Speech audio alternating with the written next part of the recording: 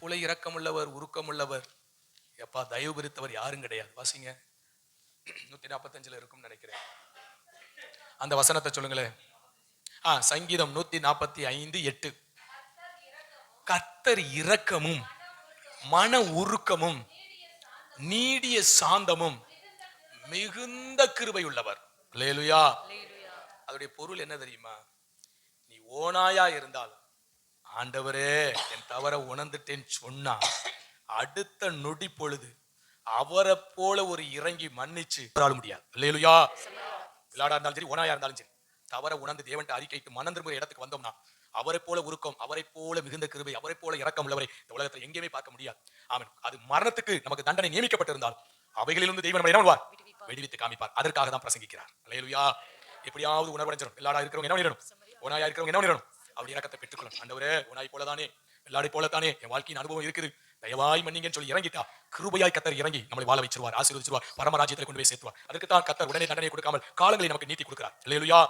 யூதாஸ் காரியத்து தவற உணர்ந்தான், ஆனா தேவனிடத்துல போகல. யார்ட்ட போகல? தேவனிடத்துல போகல. அவன் மனுஷனிடத்துல மனஸ்தாபப்பட்டானே ஒழிய தேவனிடத்துல அவன் என்ன பண்ணல?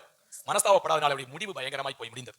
ஆதாம் ஏவாளுடைய வாழ்க்கையிலும் தேவன் எவ்வளவு முறை உணர்த்தின போது கூட அவங்க உணர்வடையாமல், தன் பாவத்துக்காய் மனஸ்தாபப்படாமல், தேவனிடத்துல மன்னிப்பு கேட்காமல் தங்களுடைய இருதயத்தை கடினப்படுத்தினதுனாலே தேவ ஆசீர்வாதத்தை இழந்து போனார்கள். அல்லேலூயா.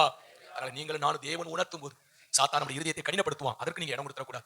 உடனே கீழ்ப்படிச்சிடும். சரி, கர்த்தருடைய ஆவியானவர் நமக்கு உணர்த்தார், நமக்குள்ள இந்த பலவீனம் இருக்கு, ஆண்டவரே மன்னிங்கப்பா, இந்த பலவீனத்தை விட்டு கடந்து வருவதற்கு எனக்கு கிருபை செய்யுங்கப்பா, உங்களுடைய ஊழியர் மூலமா எனக்கு வேண்டிய வார்த்தைகளை தந்து நடத்துறீங்கன்னு சொல்லி நம்ம அந்த பகுதியில் இறங்கிட்டோம்னா அவர் நீடிய ஒரு கிருபையா இறங்கிடுவார், மிகுந்த கிருபையோடு இறங்கிடுவார். அவருடைய சோத்திரம் மனதுருக்கம், ஆமை சோத்திரம் அவ்வளவாய் நம்ம வாழ்க்கையில வந்து அவர் நம்மை மன்னித்து ஆசீர்வதிப்பார். அல்லேலூயா.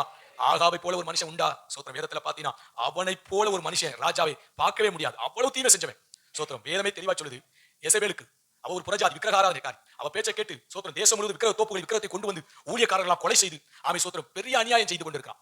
அவனை பார்த்து வேதம் சொல்லுது, மனைவி பேச்சை கேட்ட, மனைவிக்கு தன்னை விற்று போட்ட இவனை போல ஒருவன் இருந்ததில்லைன்றார். மனைவி பேச்சை கேட்ட இவனை போல ஒருவன் இருந்ததில்லை. ஏன்னா தேவனுக்கு விரோதமாக இவன் செயல்பட்டு இருக்கா, அத்தனைக்கு என்ன பண்ணிட்டு இருக்கான்? கீழ்ப்படுகிறான். ஆமை சோத்திரம். ஆனா ஏசபேல் அழிச்சார், நாய்க்கு இரையாக்குனார். ஆனா ஆகாப் வாழ்க்கை நீங்க படிச்சு பாருங்க. கடைசி காலத்துல அவன் மனம் வருந்தினான். அவன் என்னன்னா, தன் தவறுக்காக செஞ்சதெல்லாம் நம்மளால மன்னிக்க முடியாது, ஜீர்ணிக்க முடியாது. எத்தனை ஊழியக்காரர்கள் கொலை செய்திருக்க காரணமா இருந்தா தெரியுமா? தேசம் முழுவதும் விக்கிரகத்தினால் நிரப்பி ஜனங்களை வழிவிலக பண்ணி, நீதியை புரட்டி, எவ்வளவு கொலைகள், அநியாய அதிகாரம் இருக்குன்னு சொல்லி எவ்வளவு காரியங்களை செஞ்சான். ஆனா தேவன் பாருங்க, அத்தனையும் மறந்துட்டு என்ன பண்ணிட்டாரு?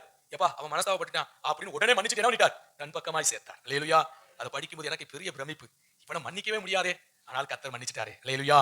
அவர் தான் கர்த்தர். அல்லேலூயா. எவ்வளவு தவறு செய்திருந்தாலும் ஆனா அவருடைய சத்தம் கேட்கும்போது உணர்வடைந்து திருந்துவோமானால் அவரை போல மன்னிக்கிற தெய்வம் இந்த உலகத்துல கிடையாது. ஆமி சோத்திரம். நாம் நரகத்துக்கு பாத்திரவானாய் பாவம் செய்திருந்தால், ஆமி சோத்திரம் அவருக்கு விரோதமாய் அநேக காரியங்களை எழுந்திருந்தால், அன்றோட்ட மனஸ்தாபப்பட்டு மன்னிப்புன்னு கேட்டுட்டோம்னா அத்தனை மறந்து மன்னிச்சு பரமராஜ்யத்தில் கொண்டு போய் என்ன பண்ணிடுவார்? நம்மளை உட்கார வச்சிருவார். அல்லேலூயா. அதனால உங்களுக்கு எனக்கு எப்போது ஒரு காரியம் இருக்கணும். பரிசுத்த ஆவியானவர் நமக்கு ஒரு உணர்வுள்ள இதயத்தை கொடுக்கணும். பரிசுத்த ஆவி நமக்கு என்ன பண்ணணும்? கர்த்தருடைய வார்த்தைகளை கேட்கும்போது சோத்திரம் வேற யாரை கொண்டு நம்முடைய தவறை தேவன் திருத்த முடியும்? ஊழியரை கொண்டுதான், பிரசங்கத்தை வைத்துதான், சத்தியத்தை வைத்துதான், உபதேசத்தை வைத்துதான், நமக்கு மேல இருக்கிற நடத்திப்புக்காரரை வச்சுத்தானே நம்மளை திருத்த முடியும்.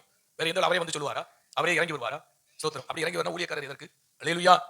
கர்த்தர் புரிந்து கொள்ளுங்க. நம்மளை திருத்தணும்னா நமக்கு மேல கர்த்தர் ஊழியக்காரர் வைத்து அவர்கள் வழியாதான் நம்மளை திருத்த முடியும். நம்முடைய சுயத்தையும் நம்முடைய விருப்பத்தையும் அழிக்கணும்னா அதற்கு தான் ஊழியக்காரரை வைத்திருக்கிறார். அல்லேலூயா.